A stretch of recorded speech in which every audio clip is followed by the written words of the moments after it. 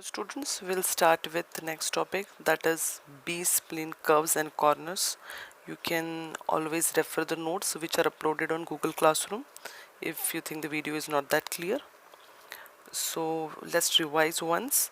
Yesterday we saw, or in before this in video we saw interpolation, right? Now what is interpolation?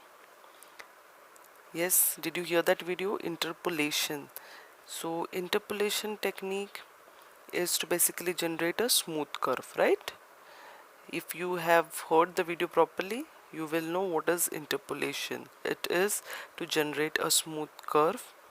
It must pass through all sample points, right? Let me repeat. Interpolation technique is to generate a smooth curve and it must pass through all sample points. It means the sum of blending function must be 1. For every sample point for integer value of a, we may get blending function as 1. But for fractional values of a, we may not be able to pass the curve through the sample points, right? And here enters the spline curves. So we'll see B-spline curves. Now, suppose there are 5 sample points. See, as shown in this, you can refer this figure. Suppose there are 5 sample points as shown in the figure. Now we may fix up a curve from this sample points, like as shown in figure BC. Now figure A shows the sample points and figure B shows the curve using this sample points. If the blending function is 1 for all values of A, we can do that, right? We may fix up a curve for this sample points as shown in figure B if the blending function of 1, blending function is 1 for all values of A, as we saw in interpolation. So, but if we see the figure B carefully, now we'll come to know that each section of the curve is connected to other section of the curve at sample point. But the slope of two sections may be different. So we are getting corners in the curve. Did you get the point? We can see the corners. Let me repeat. In figure B, when we see properly, we see that each section of the curve is connected to other section of the curve at obviously at the sample point. But the slopes of these two sections may be different. So we are getting corners in the curve. It means the curve which we are getting is not smooth. Now in order to go near to the smoothness of the curve, what we'll do, we'll pull the curve in such a way that the curve will pass through one sample point only. Did you get it? What we'll do, in order to, we can say approximate smoothness, in order to get approximate smoothness of the curve, we will pull the curve in such a way that the curve will pass through one sample point. It means the blending function will be 1 for only one sample point, right? Did you get it? The blending function will be 1 for only one sample point. By using this technique, we may eliminate the sharp corners.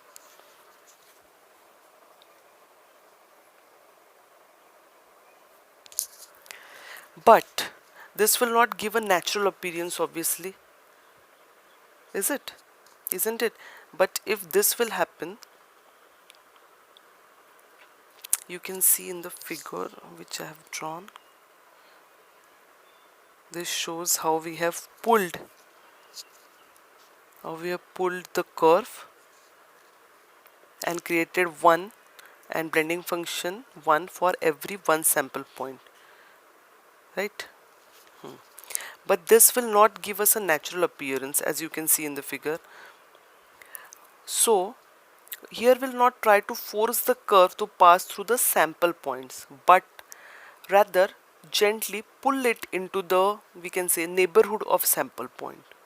So by doing this, we will get a smooth curve which is not passing through any of the sample points, but still maintaining the original shape of the curve, which is important.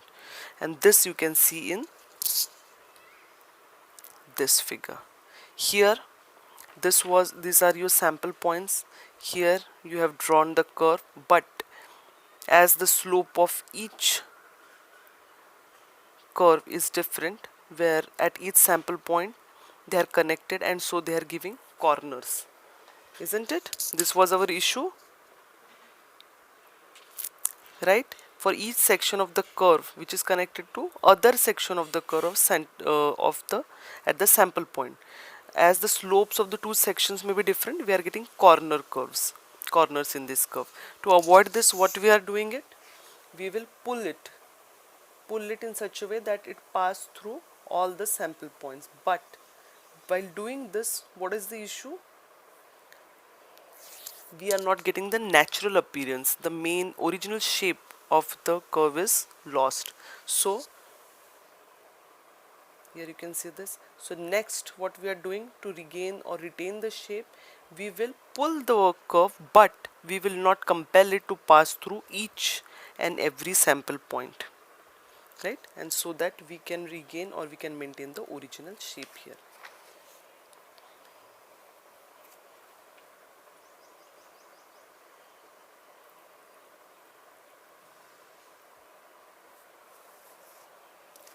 Now a set of blending function which takes this approach is called as B-splines, right? Basically B-spline means a strip which we have to move around the sample points. Generally the B-spline bending function actually were designed to eliminate, we can say, sharp corners in the curve, and the curves uh, and the curve does not usually pass through the sample points in this case. But if we need sharp corners, we can produce it by using many identical sample points, like we can see in the figure here. Like figure A shows the curve using one sample point. Figure B shows the curve using two identical sample points. It means we are calling the blending function for sample points twice in case of two sample points. And C shows if three identical sample points are used, the curve will be forced to pass through the sample point. So this is all about B-spline curve. B-spline curve is very important topic from exam point of view. Don't skip this topic.